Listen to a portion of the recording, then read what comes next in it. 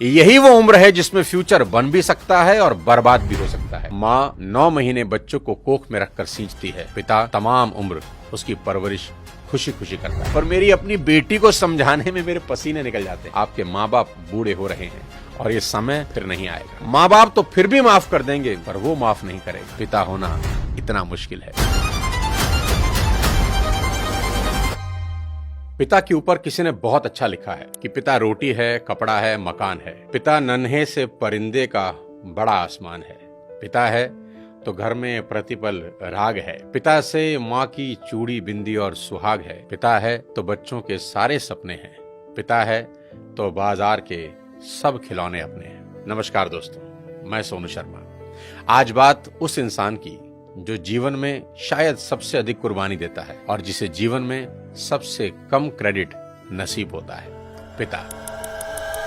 आखिर कौन है पिता? पिता वो है जो नौकरी पर जाता तो जवान है पर लौटता बूढ़ा होकर है। एक बाप अपनी पूरी जिंदगी अपने बच्चों के सपने पूरे करने और घर को ठीक से चलाने में निकाल देता है।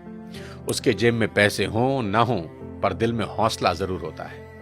खुद के लिए 500 रुपए का जूता भी नहीं खरीदेगा, पर औलाद की खुशी के लिए 5000 का जूता भी उसके पैरों में पहना देगा। माँ 9 महीने बच्चों को कोख में रखकर सींचती है, पिता तमाम उम्र उसकी परवरिश खुशी खुशी करता है। आज देश भर के नौजवानों को मैं एक बात बता देना चाहता हूँ कि जिनके औलाद नहीं होती ना, वो न जाने कितने व्रत, कितने यत्न, क्या क्या जतन करते हैं। न जाने कौन कौन सी चौखट पर अपना माथा रगड़ते हैं, दर दर की ठोकरें खाते हैं। और जिस पल उनकी गोद में कोई नन्हा फरिश्ता आता है ना, वो माँ बाप उसी पल से उसकी सारी जिंदगी की चिंताओं को अपने सर ले लेते हैं। शादी ब्याह, पढ़ाई लिखाई, सबकी फिक्र उसी पल से होने लगती है। माँ बाप थोड़ा थोड़ा पैसा बचा के बेटियों के लिए एक एक गहना बनाना शुरू करते हैं ताकि उसकी शादी में काम आ सके। एक बाप अपने जीवन भर के प्रोविडेंट फंड का तमाम पैसा एक झटके में हंसते हंसते अपने बच्चों को दे देता है। माँ बाप बच्चों के लिए किसी भी हद तक जाने को तैयार रहते हैं। मैं खुद 2 प्यारी सी बच्चियों का पिता हूँ और यकीन मानिए, अगर कोई मुझे गारंटी दे कि किसी पहाड़ पर चढ़ने से मेरी बेटियों का फ्यूचर सेफ होगा, तो मैं बिना देर किए नंगे पांव उस पहाड़ पर चढ़ना शुरू कर दूंगा। और मेरी ही तरह दुनिया के हर माँ बाप अपने बच्चों के लिए ऐसा ही करेंगे। माँ बाप चाहे कितने ही सक्सेसफुल हों, दुनिया में किसी भी लेवल पर हों, पर जब बात अपने बच्चों की आती है तो आप सिर्फ एक साधारण माता पिता होकर रह जाते हैं। शाहरुख खान कितने ही बड़े बादशाह हैं, दुनिया उनकी सिर्फ एक झलक पाने को बेताब है। उनकी फिल्मों का बॉक्स ऑफिस कलेक्शन करोड़ों रुपए का है।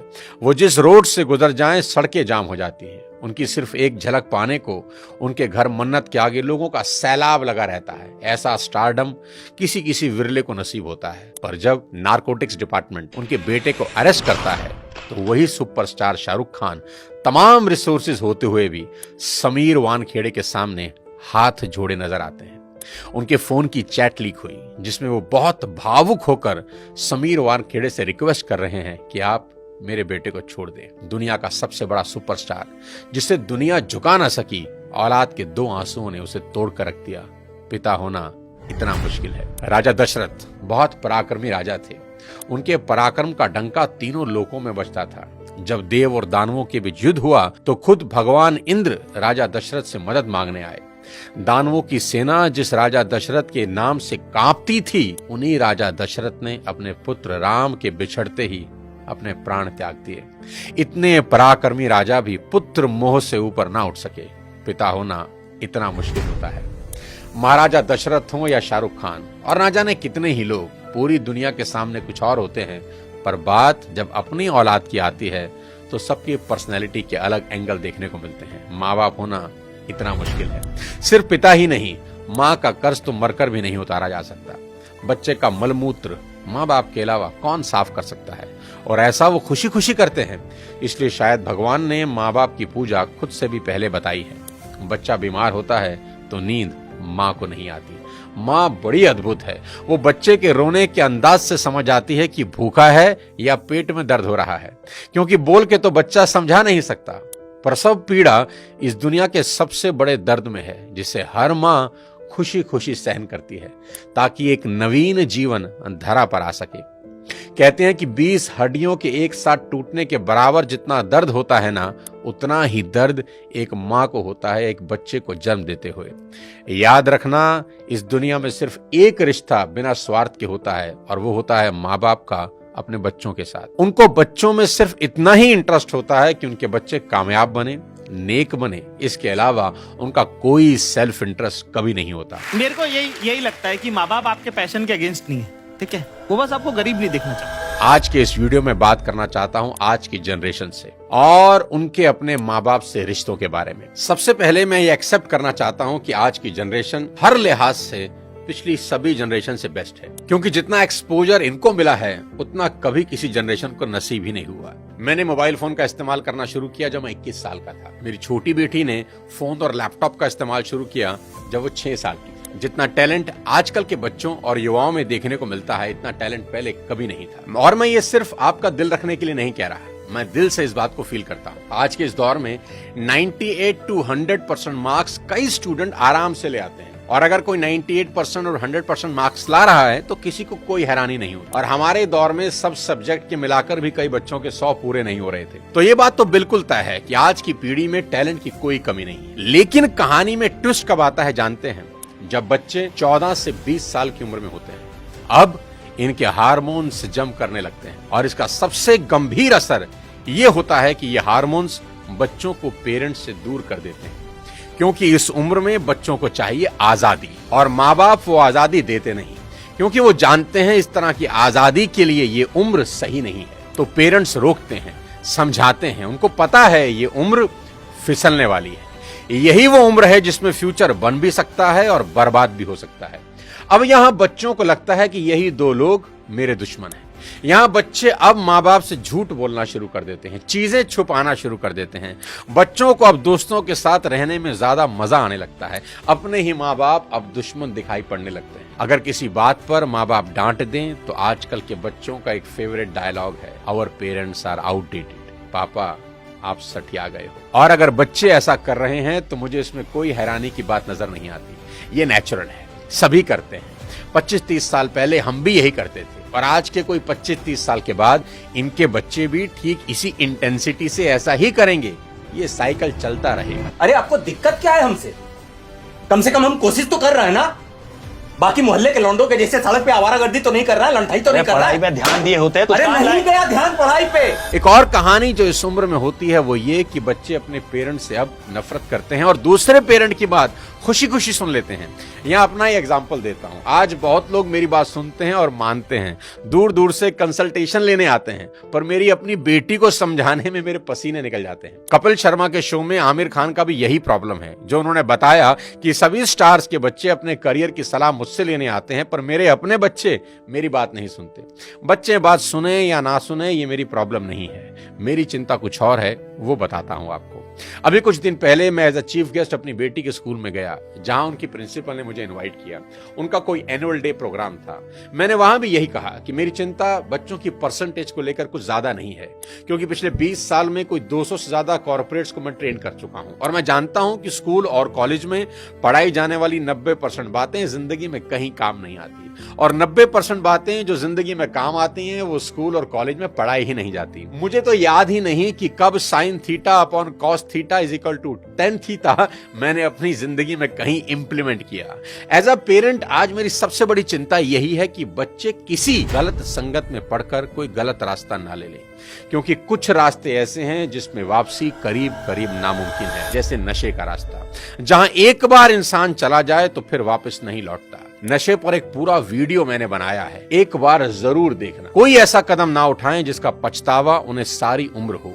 एक शेर है कि एक गलत कदम उठा था राहे शौक में, एक गलत कदम उठा था राहे शौक में, और मंजिल तमाम उम्र मुझे ढूंढती रही। कि आदमी एक गलती करता है और फिर रास्ता कभी मिलता नहीं। और मेरी तो सभी स्कूल टीचर से बस इतनी ही उम्मीद है और गुजारिश है कि वो बच्चों को एक अच्छा इंसान बना दे, क्योंकि टीचर आज जो पढ़ाने वाले हैं उससे ज्यादा ज्ञान तो गूगल पर एक क्लिक में अवेलेबल है। आज टीचर की रिस्पॉन्सिबिलिटी पहले से कहीं ज्यादा है। वो अपने स्टूडेंट्स को मॉरल वैल्यू सिखा दें, बस देश के लिए कुछ करने का जज्बा उनमें भर दें तो सोने पर सुहागा हो जाए। और अगर माँ बाप के प्रति ग्रेटिट्यूड की भावना उनके अंदर आ जाए तो वो कुछ ना कुछ जिंदगी में कर ही लेंगे। टीचर इंश्योर करें कि बच्चे कुछ भी छुपाएं नहीं और अपनी सभी छोटी बड़ी बातें अपने टीचर से या पेरेंट्स से डिस्कस जरूर करें। उन्हें समझाएं कि अगर कोई भी प्रॉब्लम है तो उसका हल जरूर है।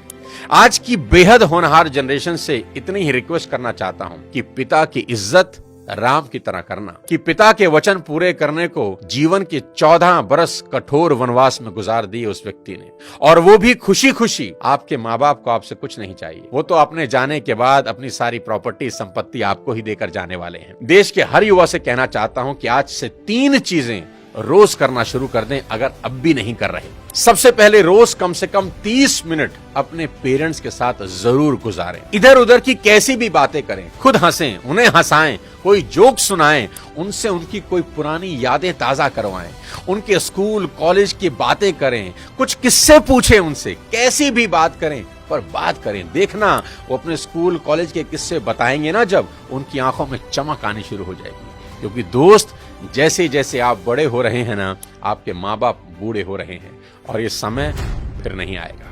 उनके जाने के बाद बड़ा अफसोस होता है कि काश ये कर लेता, वो कर लेता। उनका कर्ज सारी जिंदगी नहीं उतार सकते, पर अपना समय उनको देकर उस कर्ज का इंटरेस्ट जरूर भर सकते हैं। मुनव्वर राणा का एक शेर है कि लौट कर जैसे भी हो ऐ जाने पिदर आ जाना, लौटकर जैसे भी हो ऐ जाने पिदर आ जाना, ऐसी वैसी जो खबर सुनना तो घर आ जाना, और वक्त रुखसत हमें इज्जत से सलामी देने, जब डुबोने लगे दरिया तो नजर आ जाना। आस पास ही रहना अपने माँ बाप।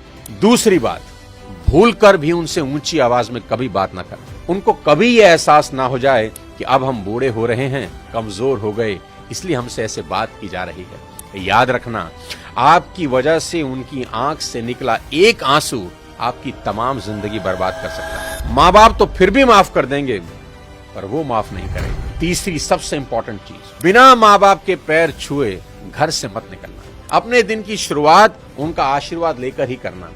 मैं आपको ये अपने पर्सनल एक्सपीरियंस से बता रहा हूं कि ये एक ऐसा सुरक्षा कवच है जो आपको बड़ी से बड़ी मुसीबत से बचा देगा। दिल से दिए उनके आशीर्वाद को भगवान भी नहीं टाल सकते। बस ये 3 चीजों पर अमल करना शुरू कर देना मेरा दोस्त। मेरा दावा है देवता भी आपको आगे बढ़ने से नहीं रोक पाएंगे। मैं चाहता हूं कि आप इस वीडियो को पूरे देश के नौजवानों को भेज दें, हर माँ बाप को भेज दें। हर माँ बाप अपने बच्चों के साथ बैठकर ये वीडियो जरूर देखें। बच्चे अपने माँ बाप के साथ बैठकर इस वीडियो को देखें। बहुत सी चीजें हम रोज शेयर करते हैं व्हाट्सएप पे, यूट्यूब पे, यहां वहां से, पर आपसे रिक्वेस्ट है कि इस वीडियो को पूरे देश में शेयर कर दें